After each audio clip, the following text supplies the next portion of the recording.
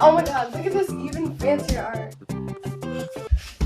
Ew, what is that? What is that name? Like, what does that even mean? Like, whoa, Marcelo. Don't you know that this is one of the most influential pieces of art from the realist movement? No, and I don't want to know. Why'd you get a bit out of shape, dog? Okay, well clearly you've made some very unsightly remarks to these two individuals.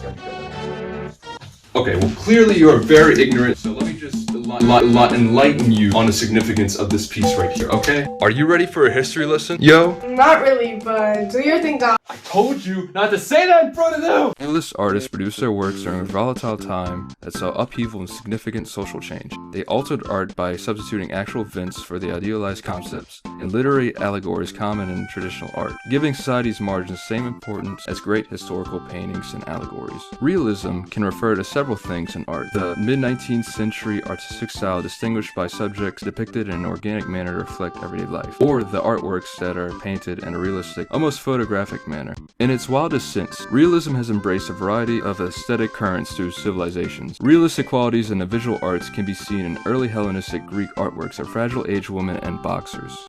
Hey, what are you doing? Oh, nothing much. I'm just drawing artwork of fragile aged women and boxers. I said in, not in! We'll come back to this one in a minute. First, while we're ahead, let's focus on an individual who will be of great importance in this video. On June 10th, 1819 in Ornans, France, Gustave Courbet was a French painter who ended up becoming the de facto leader of the realist movement. He attended the College Royal and the Facility of Fine Arts in Besançon before traveling to Paris in 1841, though he committed himself more fully to researching the master's works in Louvre. After informing his father that he wanted to become a painter rather than a local attorney, his father surprisingly gave the okay, even offering to help his son by selling his land and vineyards and even his house in support of his son. If you're confused, just know that this is back when houses were actually affordable. Devoting himself solely to his art, Courbet would copy the works of renowned 17th century Spanish painters like Diego Velázquez and José de Ribera in order to improve his painting technique. And after some failed efforts, his 1842 to 1844 self-portrait, Courbet with the Black Dog, was finally approved by the Salon, the sole annual exhibition of art in France. Maybe I should go down to what you The Salon? Yeah, get my hair shaped up, you know? It's not that kind of salon!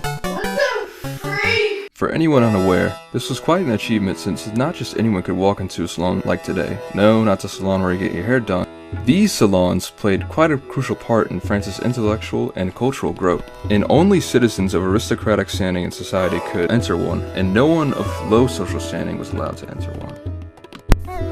He returned to his family in Ornans in 1845 to unwind from his frantic life in Paris, and while there, he was once more moved by the beauty of his home country and created one of his finest works. One of these works, with more than 40 life-size figures, The Burial at Ornans, was completed the following year, which is a massive depiction of the peasant burial. Oh yeah, and one of the other works was called The Stonebreakers. I mean, come on, you didn't think I was gonna not mention this one, did you? I mean, come on, just literally, it's right there in the title of the video. Apparently, the story behind this artwork is that Courbet drove his family wagon down a path nearby his hometown and passed two workers, a man and a boy, crushing stones and the pebbles from the roadbed as they worked. The two were called to the artist's studio where they were asked to pose for a portrait. He describes the artwork in a handwritten letter, saying, "It's made up of two pitiful figures. One is an elderly person, an ancient machine stiffened by duty and age. Its burnt head is protected by a straw hat that has become darkened by dirt and moisture. His arms appearing springy in his coarse linen shirt.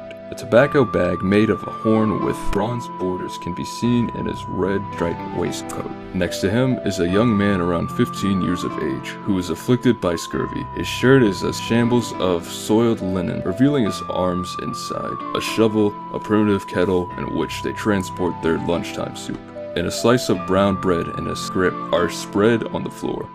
All of this occurs in broad daylight, next to a roadside ditch.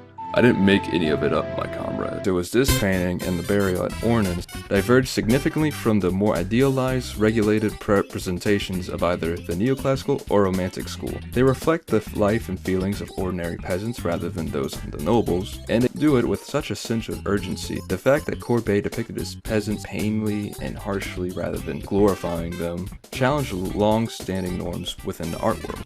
When the painting was shown at the Paris Salon in 1851, Courbet dismantled the idea of an ageless and classless rule ideal by depicting individuals whose economic and social difference was emphasized by their real weight and physical labor. As such, the aristocrats who went to the salon were unsurprisingly upset, disparaging the painter and his ideas. Look at the salon, we at the salon! Let me be my loyal companion! Look at the art, look at all the crescent moon! Look at the eye is the crescent, the eye is the art, the eye is what you look at with the art and the eye looks back at you!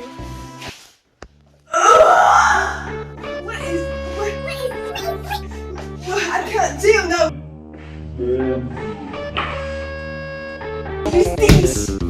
These are cardboard. I made one of these. Why are they on a picture where I go? They don't deserve to be drawn. They don't.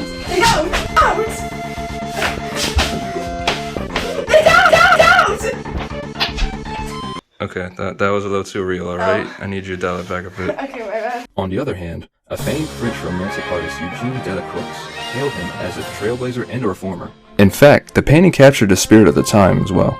It was created just after the turbulent year of 1848, which saw revolutions in the Netherlands, France, Germany, the Austrian Empire, Poland, and Italy, as well as the publication of Friedrich Engels and Karl Marx's Communist Manifesto. These farmers being depicted are not calmly lovely tones concealed in a plethora of nature. Rather, they are enormously large and idealized, harsh and true to their representations, and at odds with the desired conclusion of academic artwork. Realists including Courbet, Demire, and others, in 1855, Courbet wrote a brief essay that came to be known as the Realist Manifesto.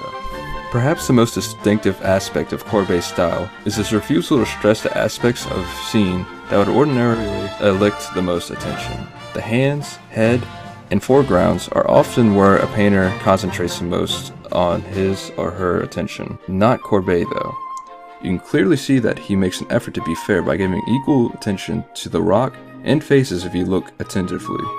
The Stonebreakers feels more real since it appears to lack certain crucial creative components, such as a composition that chooses to organize, in an aerial viewpoint, and a finish. The Stonebreakers artwork was unfortunately destroyed in February 1945 when Allied troops bombed a van carrying it, along with 150 other artworks. Even so, the painting has stood against the tests of both time and being destroyed. It is still remembered as one of the first influential works to come out of the realist art movement. It has also helped highlight how insightful of a painter Gustave Courbet was during his time. That's why you should learn to appreciate this, my friend. This very important piece of art history, and more so the realist movement that Courbet started. You understand, my friend? I was good at all, but then I asked. Okay. That's fine. I'm cool with that. You have any questions though? Yeah, like, before I, went to sleep, I heard you say something about it got destroyed in, like, some World War. How is it here now? See, the thing about that, it's very interesting. See, the thing about that is, this isn't real. No, this isn't real. I'm a fraud. This is a fraud art gallery. This is a bedroom under construction, okay?